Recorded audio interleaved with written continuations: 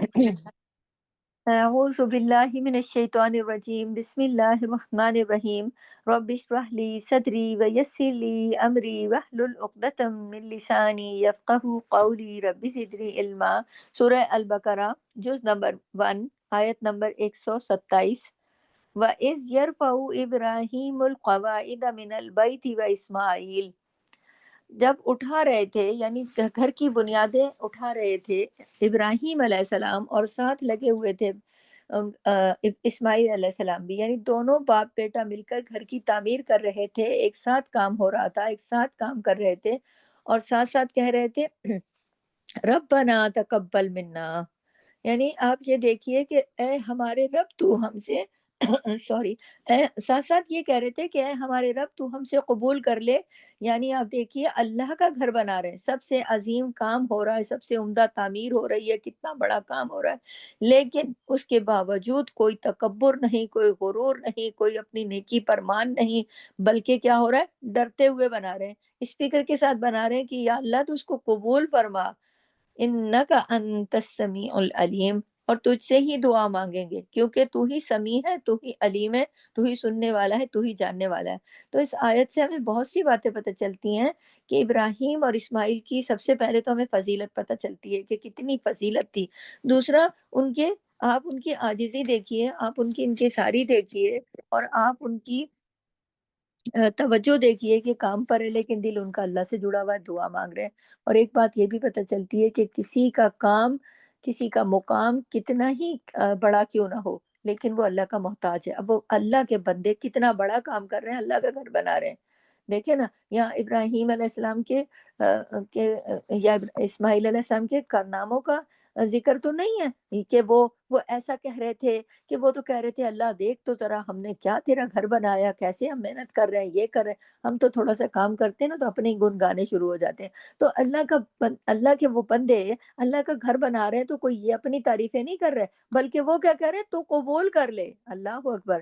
تو اس آیت میں ہم سب کے لیے بہت بڑا سبق ہے کہ کوئی بھی کام کرے نا، اپنے کام پہ خود اترانے نہ بیٹھ جائیں، اس کام کا بار بار ذکر نہ کرنا شروع کر دیں، میں نے یہ کر لیا، میں نے وہ کر لیا، میں یوں کر لیتی ہوں، میں وہ کر لیتی ہوں، میں بڑی عظیم عورت ہوں. نہیں، اعمال کی قبولیت کی فکر کریں کہ آپ نے جو عمل کیا ہے وہ قبول ہو رہا ہے کہ نہیں. کیونکہ دیکھیں بہت سارے لوگ ایسے ہیں جو نیک کام تو کرتے ہیں مگر اتنی تشہیر کر دیتے ہیں، اتنی تشہیر کر دیتے ہیں، اتنا بتاتے ہیں لوگوں کو، ہر کسی کو میں تہجد پڑھتی ہوں، میں یہ کرتی ہوں، میں وہ کرتی ہوں.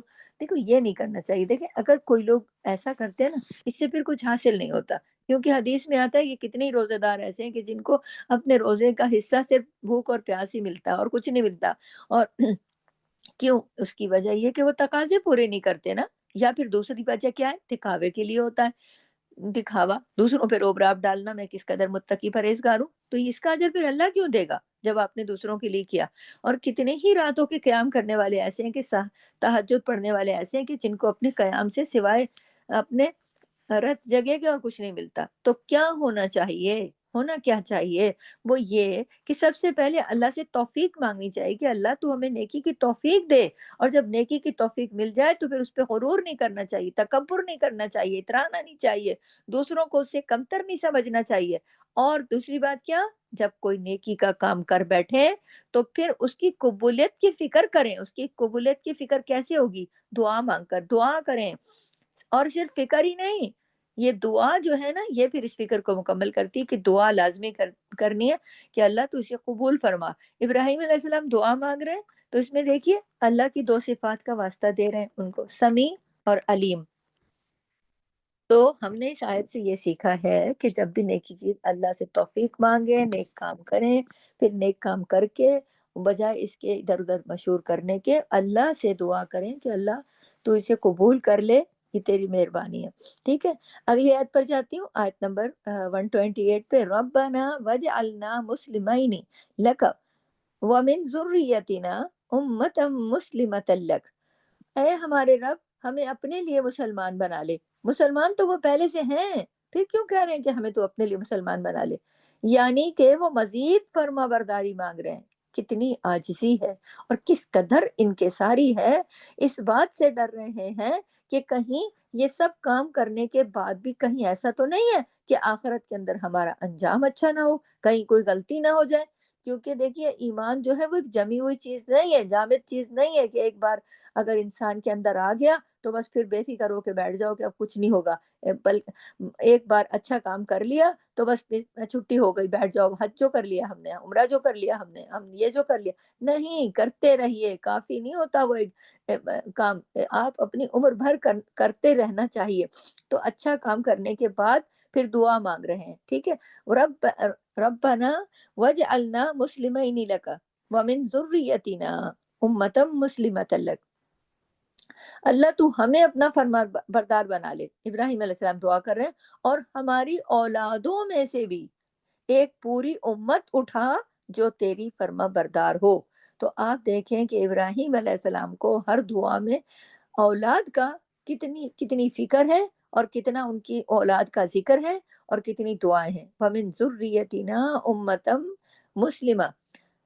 مسلمۃ لک۔ اس سے پتہ چلتا ہے کہ خیر و بھلائی تو صرف اللہ کے ہاتھ میں ہے۔ تو ہم جب خیر و بھلائی اس قدر اللہ کے ہاتھ میں ہے تو پھر کم کیوں مانگے، پھر تھوڑی کیوں مانگے، پھر زیادہ سے زیادہ مانگے نا۔ تو ابراہیم علیہ السلام پوری امت مانگ رہے ہیں، اللہ اکبر، اور اللہ ڈھیروں ڈھیر، یعنی کہ اللہ زیادہ سے زیادہ، بہت سے بہت لوگ پیدا کر دے، اتنے کہ وہ پوری امت اٹھا دے۔ ہمارے ذہنوں میں تو ہوتا ہے نا، جب دعا مانگتے ہیں بس آج کی مانگ لی، کل کی مانگ لی، اور اتنی زیادہ وسعت نظری سے ہم مانگتے نہیں ہیں۔ لیکن یہاں سے ہمیں بات سمجھ میں آتی ہے کہ کیونکہ دیکھیں ہم اپنی کوششیں تھوڑی تھوڑی کرتے ہیں نا، چھوٹی چھوٹی کرتے ہیں، تو ہمیں دعائیں بھی ہم چھوٹی چھوٹی مانگتے ہیں، لیکن اللہ سے بڑی بڑی دعائیں مانگنی چاہیے۔ اللہ تو سب کچھ دے سکتا ہے، وہ تو وسعت والا ہے، اور خاص طور پر نیکی کے معاملے میں تھوڑا نہیں بلکہ نیکی کی توفیق بھی بہت زیادہ مانگے، اور خاص طور پر نیکی کے معاملے میں، اور اس کی قبولیت کے معاملے میں، اور اس کے آگے نسلوں تک کی دعا مانگے، ٹھیک ہے۔ وَأَرِنَا مَنَاسِكَنَا، آگے فرما رہے ہیں وَأَرِنَا مَنَاسِكَنَا وَتُبْ عَلَيْنَا، اور فرما رہے ہیں اللہ ہمیں وہ جگہ دکھا دے، وہ جو کچھ کرنا ہے وہ سب کچھ سکھا دے۔ اللہ اکبر، دیکھیں ذرا، یہ نہیں کہا کہ ہم تو کوئی بہت بڑے بھائی بلڈر ہیں، ہمیں تو سب پتا ہے، ہمیں کیا کرنا ہے، اب ہم کسی سے کیا پوچھیں، ہم کیا کریں، ہمیں تو خود سب کچھ آتا ہے۔ آج کے دور میں آپ دیکھیں ذرا، کوئی بھی کام بندہ کر رہا ہو نا، اور کوئی دوسرا اس کو ذرا سی کوئی دے دے اپنی طرف سے کوئی ہدایت، تو کہتے ہیں آپ کو کیا پتا بھائی، ہمیں پتا ہے نا، ہم اس کام کے ماہر ہیں۔ اب ابراہیم علیہ السلام کہہ رہے ہیں کہ اللہ ہمیں جگہ بھی دکھا اور ہمیں طریقے بھی بتا، فتوب علینا، اور تو مہربان رہے ہم پر، اور ہماری توبہ قبول کر لے، انکا انت التواب الرحیم۔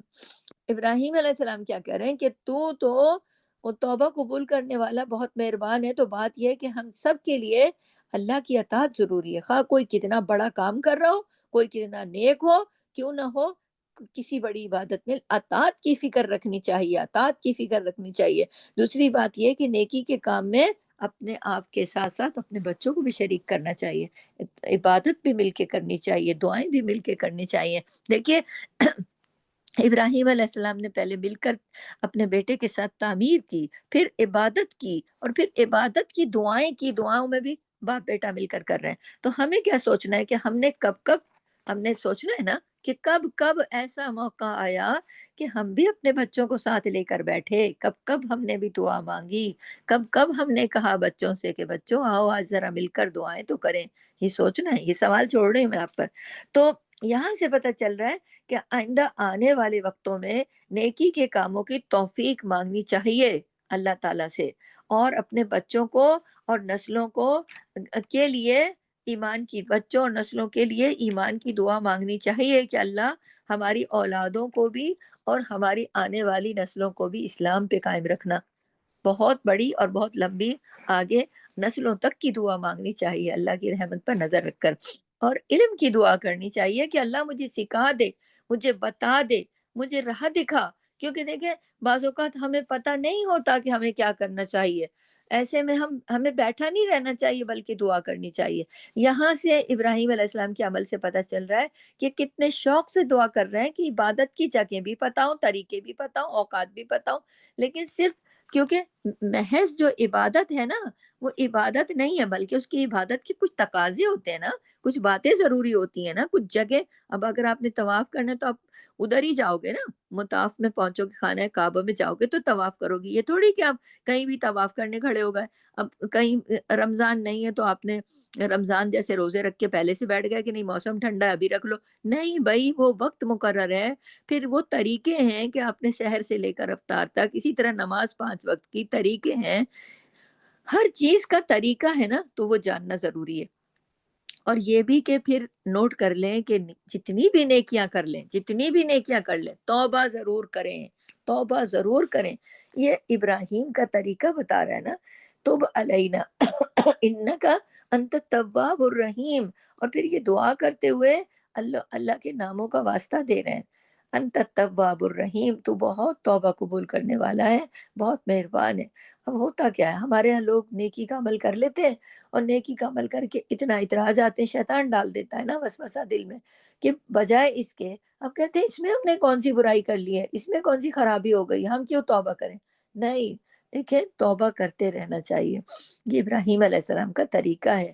کیونکہ توبہ کسی ہو سکتا ہے کوئی چھوٹی بڑی غلطی ہو گئی ہو، تو جب اتنے اولو العزم پیغمبر توبہ کر رہے ہیں کتنا بڑا کام کر کے، تو ہم کیوں نہ کریں توبہ. اور ہمارے نبی تو ہر وقت صبح و شام استغفار کیا کرتے تھے. کسی محفل میں بیٹھے ہوتے تھے تو وہاں 100 بار استغفار کرتے تھے. آج ہمارا اپنا عمل کیا ہے؟ ہم کسی محفل میں بیٹھ کے دنیا بھر کے کھانے کھا کے، دنیا بھر کی باتیں کر کے کتنا استغفار کرتے ہیں؟ یہ بھی سوال ہے، دیکھنا پڑے گا اپنے آپ کو. ٹھیک ہے، اگلی آیت پر چلتی ہوں. ربنا وابعث فیہم رسولا منہم، اے ہمارے رب ان میں سے ایک رسول اٹھانا. ان میں سے ایک کس میں سے؟ وہ اولاد کی دعا مانگ رہے ہیں نا، اپنی اولادوں کے لیے دعا مانگ رہے ہیں نا. تو اپنی اولادوں کے لیے مانگ رہے ہیں کیا؟ میری اولادوں میں سے رسول اٹھانا، اے میرے رب ان میں سے ایک رسول اٹھانا. پہلے پیچھے کیا دعا کی؟ امت کی دعا کی کہ مجھے اتنی اولاد دینا کہ ایک امت بنا دینا. اور پھر امت کو سمجھانے کے لیے آگے امت کے اندر ایک رسول کی دعا مانگ رہے ہیں کہ ایسے نا امت ادھر ادھر پھرتی رہے. نہیں، اللہ اس کو رسول بھی دینا. کہا انہی میں سے رسول اٹھانا، کیونکہ عبادت کے لیے علم ضروری ہے اور علم کے لیے معلم استاد ضروری ہے. تو آپ دیکھیں کہ ابراہیم علیہ السلام کی دعاؤں میں کتنا بہترین ربط ہے، کتنی بہترین ترتیب ہے. ٹھیک ہے، ہم نے بھی اپنا غور کرنا ہے نا کہ ہم بھی ترتیب سے دعائیں مانگتے ہیں کہ نہیں. کبھی ادھر کی، کبھی ادھر کی، کبھی یہ مانگ لیا، کبھی وہ مانگ لیا، یہ سب ہے کہ نہیں؟ تو ترتیب سے دعائیں مانگنی ہے. ٹھیک ہے، پھر یہ کہ ربنا وابعث فیہم رسولا منہم یتلو علیہم، اے ہمارے رب ان میں سے ایک رسول اٹھا، ایک معلم اٹھا، ایک رسول کو بھیج، ایک پیغام لانے والا جسے تو اپنا پیغام دے.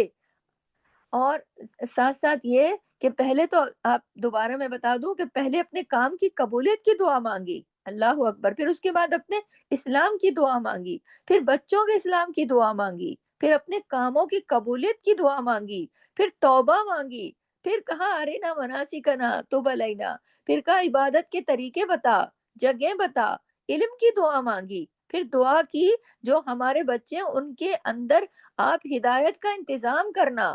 ترتیب دیکھیں، ان کے اندر استاد بھیجنا، معلم بھیجنا، یتلو علیہم آیاتکا، جو ان کو تیری آیات پڑھ پڑھ کر سناتا ہو. اللہ اکبر. جو آیات پڑھ پڑھ کر سناتا ہو، یعنی جو پیغمبر آئے تیری آیات انہیں پڑھ پڑھ کر سنائے. اور آیات آپ کو ہمیشہ بتاتی ہوں 2 طرح کی ہوتی ہیں. ایک ہوتی ہے آیت کونی. ہاں، کونی آیات کون سی ہے؟ جو کائنات پر غور و فکر ہے، اس کی طرف اشارہ ہے کہ کائنات پر غور و فکر کریں، یہ بھی دین کا حصہ ہے نا. دوسری طرف جو آیات ہیں، دین کی آیات ہیں، تو وہ انہیں پڑھ کر سنائے. اب سمندر، پہاڑ، سورج، چاند، ستارے، یہ بھی آیتیں ہیں نا، ان کو تو پڑھنے کی ضرورت نہیں ہے، تو نظر آتی ہیں. قرآن کی آیات ہیں جنہیں پڑھنے کی ضرورت ہے. تو اور اس کا مطلب یہ نہیں ہے کہ صرف سریلی آواز میں تلاوت کر کر کے سنا دے، نہیں، بلکہ ان کے لفظ، ان کے معنی سکھائے، سمجھائے، طریقہ بتائے، کیا لکھا ہے بتائے تو صحیح کہ اللہ کیا چاہتا ہے. وَيُعَلِّمُهُمْ، اور تعلیم دے ان کو. اب ابراہیم علیہ السلام کی دعا کا اگلا پارٹ ہے یتلو علیہم آیاتک ویعلمہم الکتاب والحکمہ ویزکیہم، یعنی کتاب اور حکمت کی تعلیم دے ان کو، یعنی کتاب کے اندر اور بھی جو باتیں ہیں اور بھی جو احکامات ہیں، پچھلی قوموں کے جو واقعات ہیں، حالات ہیں، وہ بتانے کی کیا حکمت ہے، یہ نبی کریم بتائیں، یعنی جو نبی آئے وہ ان کو بتائے، اور وہ صرف ایسا نہیں ہے کہ علم ہی دے دے، بلکہ علم جو اتارے اللہ، اس کے اندر جو حکمت ہے وہ حکمت بھی بتائے، اور نبی کریم صلی اللہ علیہ وسلم بتاتے تھے، صرف پڑھ کے نہیں سناتے تھے، بلکہ یہ نہیں کہہ دیتے تھے جاؤ تم یہ والا کام کر لو، جاؤ تم یہ والا کام کر لو، یہ اچھا یہ مت کرنا، اچھا وہ مت کرنا، نہیں، نبی کریم بتاتے تھے، جو اس کے اندر ہوتا تھا حکمت والی بات ہوتی تھی، وہ اس طرح حکمت سے بات کرتے تھے کہ اگلے بندے کو بات سمجھ میں آ جائے۔ تو یعنی کہ اگر وہ کسی سے پوچھتے تھے نا کہ اب بتانا ہوتا تھا نا کہ مفلس کون ہے، تو وہ یہ کہتے تھے آپ کو پتا ہے، آپ پتا ہے آپ لوگوں کو کہ مفلس کون ہوتا ہے، خود ہی سوال کرتے تھے۔ اور جب کوئی شخص اس طرح بات کرتا ہے نا، پوچھتا ہے، تو آپ دیکھیے کہ پھر دوسرا بندہ جو ہوتا ہے نا، وہ اس کی توجہ حاضر ہو جاتی ہے، ٹھیک ہے، اور پھر یہ نہیں کہہ دیتے کہ صرف یہ جائز ہے بھائی یہ کرو، یہ ناجائز نہیں ہے، یہ حلال نہیں ہے، وہ حلال ہے، اس طرح نہیں، آپ کو حلال اور حرام کے فائدے بھی بتاتے تھے۔ تو ایک شخص بتایا نا، کہنے لگا کہ میں سارے کام چھوڑ سکتا ہوں، میں زنا نہیں چھوڑ سکتا، تو پھر انہوں چونکہ میں نے آپ کو بتایا تھا پہلے بھی کہ دور جہالیت جو ہوتی تھی نا، جاہلانہ دور جو تھا، اس کے اندر تو ہر گناہ چل رہا تھا، تو یہ گناہ بھی چل رہا تھا، تو وہ یہ نہیں چھوڑنا چاہتا، تو نبی کریم نے نہیں کہا کہ نہیں بھائی تمہیں تو یہ سزا ملے گی، تمہیں تو چھوڑنا پڑے گا، وہ کہتا میں نہیں چھوڑتا۔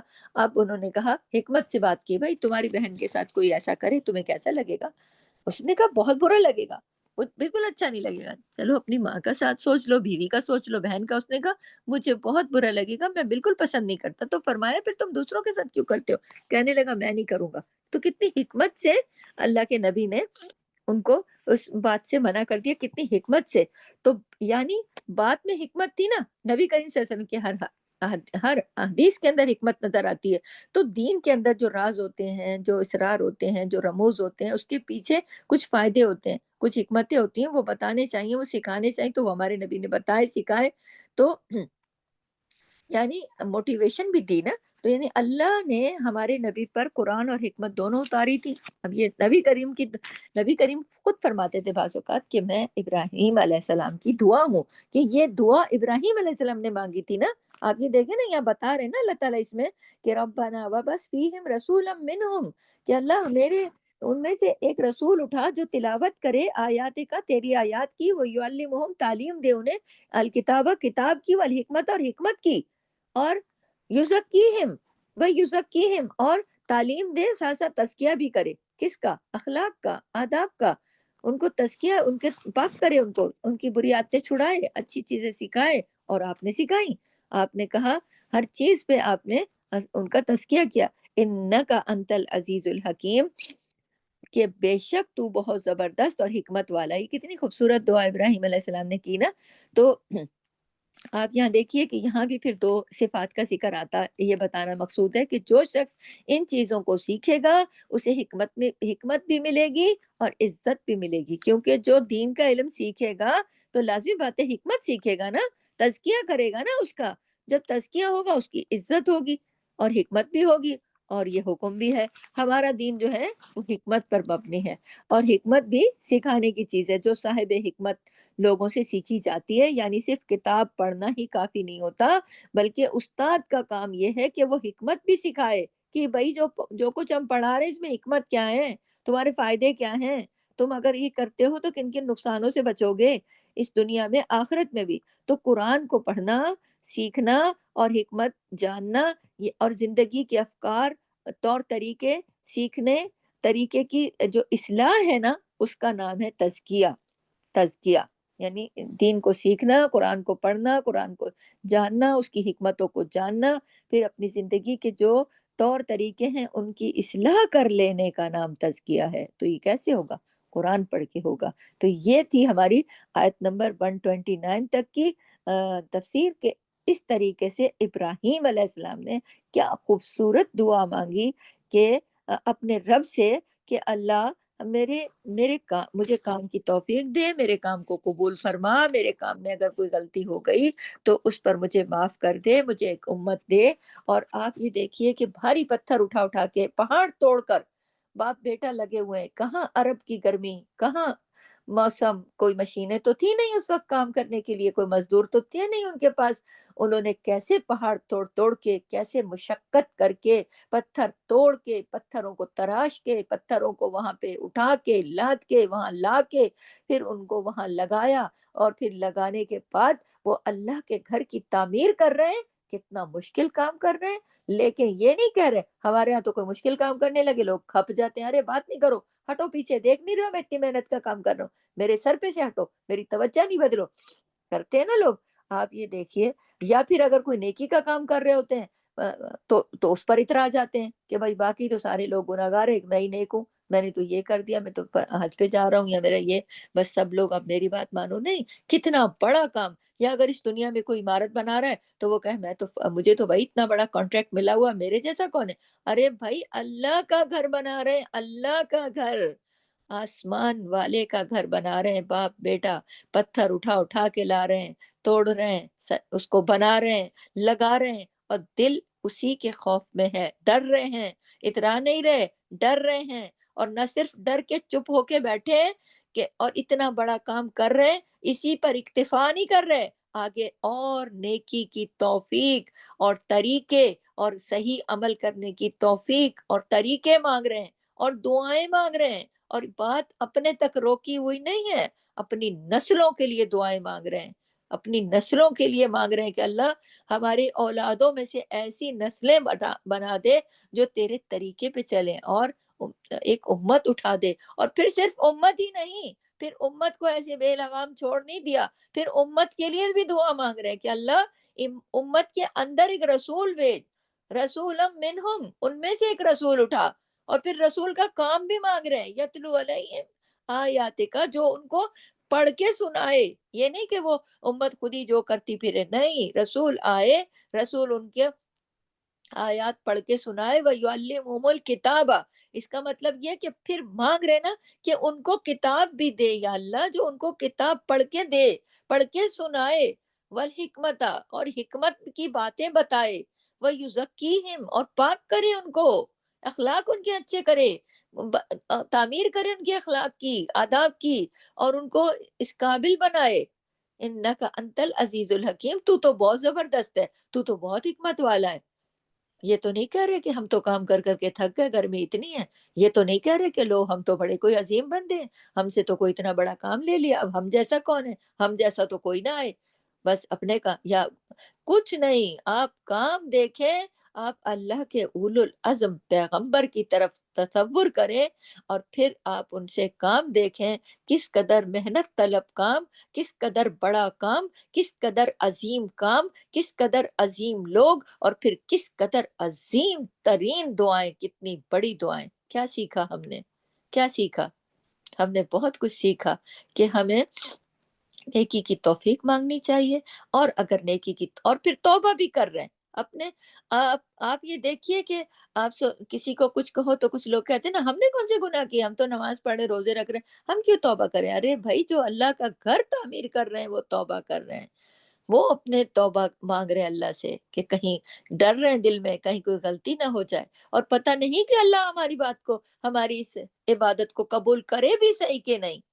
یعنی تعمیر کعبہ کرنے والے کے دل میں یہ ڈر ہے کہ یہ قبول ہوتی ہے کہ نہیں، کعبے کی طرف رخ کر کے نماز پڑھنے والوں کا حق نہیں بنتا کیا کہ وہ ہر نماز کے بعد اور ہر عبادت کے بعد اللہ سے توبہ کریں کہ اللہ اسے قبول کر، غلطیوں کو معاف کر، مزید نیکیوں کی توفیق دے، انہیں قبول کر، اور ہماری نسلوں تک اس دین کو لے جا، اور صحیح طرح ان کی، تو ہم جو اسپیشلی ہم جیسے مسلمان جو باہر کے ملکوں میں رہتے ہیں، جہاں ہمیں پتہ نہیں کہ کل ہماری اولادوں کو کوئی سمجھانے والا ہوگا کہ نہیں، ہمارے اولادیں اس دین کو لے کے آگے کیسے بڑھائیں گی اپنے نسلوں تک، تو ہم نے آج فکر کرنی ہے کہ نہیں۔ ابراہیم علیہ السلام کی اس دعا سے ہم نے کیا سیکھا؟ ہم نے سیکھا نا کہ ہم نے آگے اپنے بچوں کے اور ان کے بچوں کے اور ان کے بچوں کی آنے والی نسلوں کے لیے دعا کرنی ہے کہ یا اللہ انہیں دین پر قائم رکھنا، انہیں نیکیوں کی توفیق دینا، ان کو ایسے لوگوں سے جوڑے رکھنا جو تیرا دین سمجھائیں، سیکھیں، پڑھیں، ان کو حکمت کی باتیں بتائیں۔ نبی تو کوئی نہیں آئے گا نا اب، اللہ نے دین تو مکمل کر دیا نا۔ تو یہ دعائیں ہم نے مانگنی ہے، اس آیت نے ہمیں بہت بڑا پیغام دے دیا ہے۔ یہاں پر ہماری آیت نمبر 129 کمپلیٹ ہوئی۔ نیکسٹ کلاس میں انشاءاللہ 130 سے شروع کرتے ہیں۔ یہاں سے اجازت دیجیے۔ سبحانک اللہم و بحمدک، نشہد ان لا الہ الا انت، نستغفرک و نتوب الیک۔ السلام علیکم۔